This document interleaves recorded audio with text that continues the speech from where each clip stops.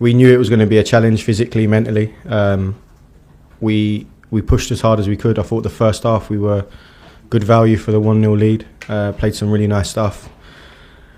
Got the second goal, and then I felt like maybe we didn't really have much more to push. So it ended up becoming a bit more about grit and determination and defending our box. That's not how we want the game to look, but 2 or 3 days after a cup final, lots of players who played big minutes in that game. It was a tough game against the top side, so you could see the effects from that game. So I was really pleased with the fight and the grit and the quality at times as well, but great to get a win. We needed that. So.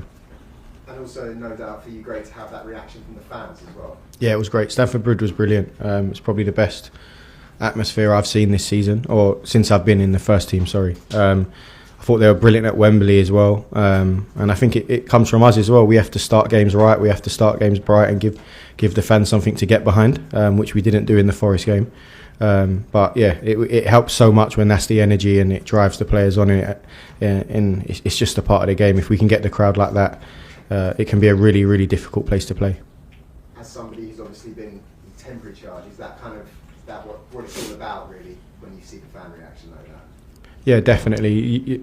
Irrelevant of it being Spurs, which is a massive game for Chelsea and Tottenham, you get that energy, you get that enthusiasm. But that's what we want to do. We want to win games. We want to win trophies for the fans and have more evenings and more days and more moments like that.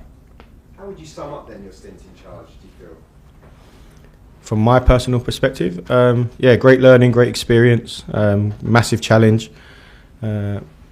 Really thankful for the club for the opportunity and the trust. Really thankful to the players as well. I think they've given us as an interim staff everything they could. So yeah, really pleased, really happy to support the club in whichever way I'm needed.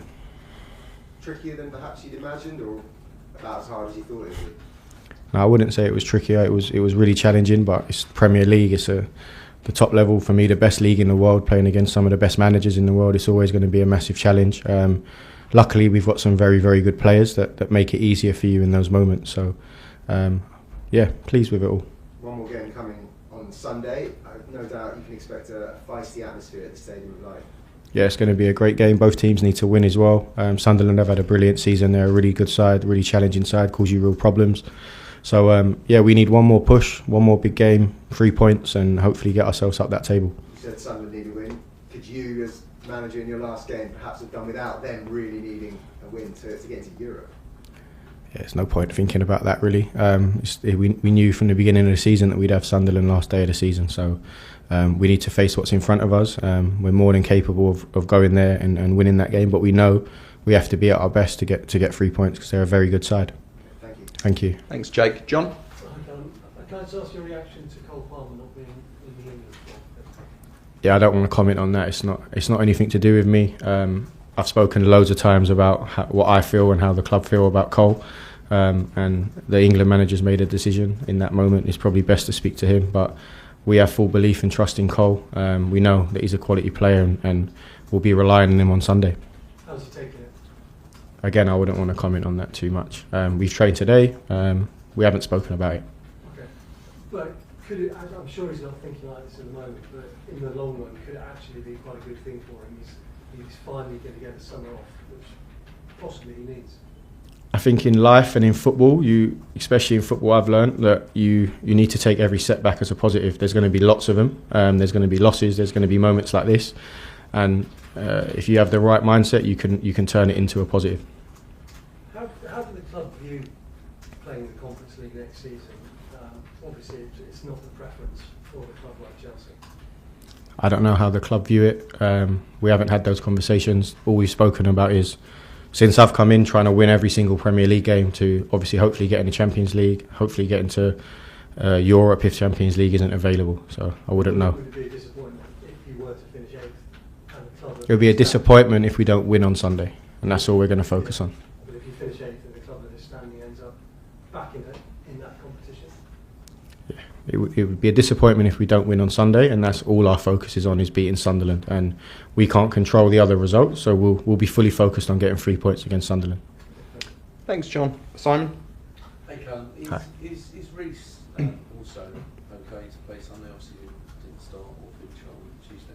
Yeah, Reece has trained today, so we're playing it day by day with Reece. He's fit, he's in a good condition, but we just know that we have to manage Reece correctly over the last couple of games. He played obviously a lot of minutes in the final, which again, I go back to, it was a tough game against a really good side, so it's going to take a lot out of you. We didn't want to risk him on Tuesday. We felt like we had enough to see the game out, which was correct, and we're hoping to have Reece back on Sunday. I appreciate you said you haven't spoken to Cole. He's not the only one that's had disappointment news the last few days.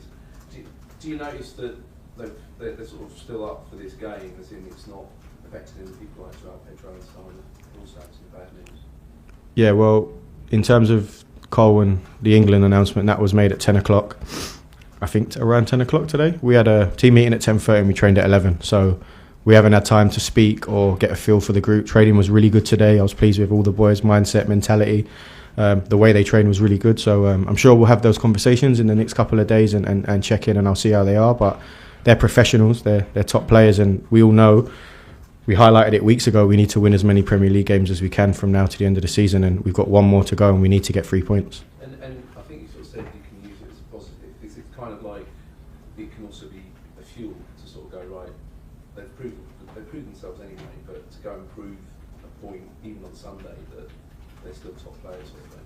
Yeah, it's football. You're going to have so many moments like this, whether it be on the pitch, off the pitch, whatever. The reason they're at this level and able to play for a club of this magnitude is because they can deal with setbacks. If they wouldn't, and they didn't have that resilience, they wouldn't be international footballers. They wouldn't have won competitions they've won. They wouldn't be as good as they are as players. So they'll be able to deal with any setback. And last question, Joao Pedro had another fine game on Tuesday night. Just sort of how do you think he's come on this season?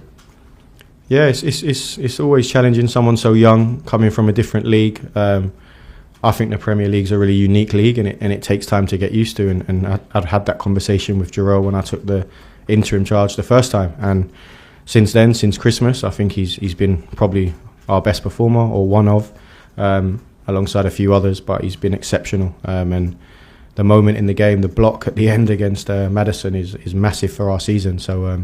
That kind of summarises his level, and we're really pleased with Jarrell, and he's in a really good place. Thanks, Simon. Finish with Rob, please. Calum,